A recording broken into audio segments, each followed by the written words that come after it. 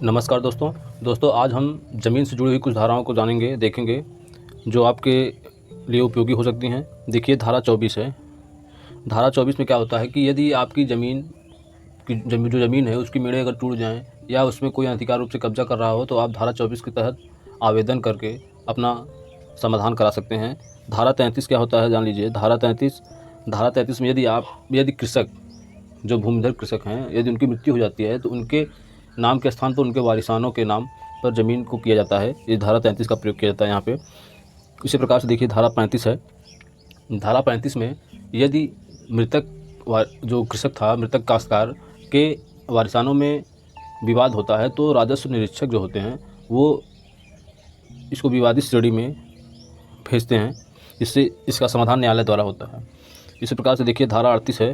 धारा 38 में यदि आपके अभिलेख में, राजस्व अभिलेख, खतौनी में, खसरे में या नक्शे में कहीं भी कोई त्रुटि हो जाती है तो आप धारा 38 के तहत आवेदन करते हैं, जिससे उसमें सुधार किया जाता है। इसी प्रकार से देखिए धारा 63-64 जान लीजिए क्या होता है।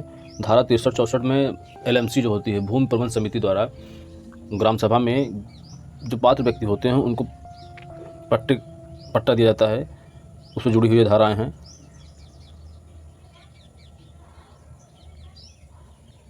इसी प्रकार से देखिए धारा 67।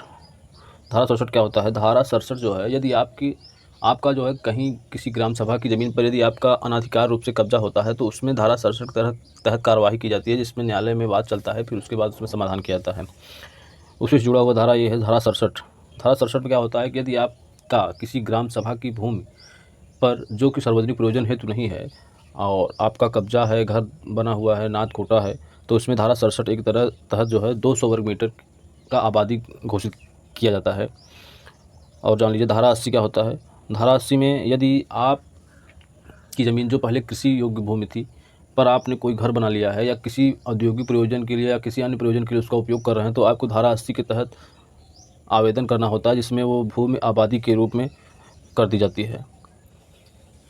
इसी प्रकार से देखिए धारा 98 है। धारा 98 में क्या होता है, यदि कोई अनुसूचित जाति का व्यक्ति अपनी भूमि को विक्रय करना चाहता है तो उसके लिए उसको परमिशन लेना होता है। इसी प्रकार से धारा 116 देखिए। धारा 116 में क्या होता है, यदि कोई खेत है या प्लाट है जिसमें कई काश्तकार हैं उस घाटे का जो है इनको विभाजन कराना है तो धारा 116 के तहत वाद दाखिल किया जाता है। और एक धारा देख लीजिए, धारा 128 है। धारा 128 में क्या होता है कि यदि कोई व्यक्ति ग्राम में किसी पट्टे को लेकर क्षुब्ध है या कोई त्रुटि है उस पट्टे में तो धारा 128 के तहत वो आवेदन करता है, जिससे उसका समाधान कराया जाता है। धन्यवाद दोस्तों। यदि आपका कोई प्रश्न हो या कोई सलाह हो तो आप हमें कमेंट बॉक्स में ज़रूर बताइए। धन्यवाद।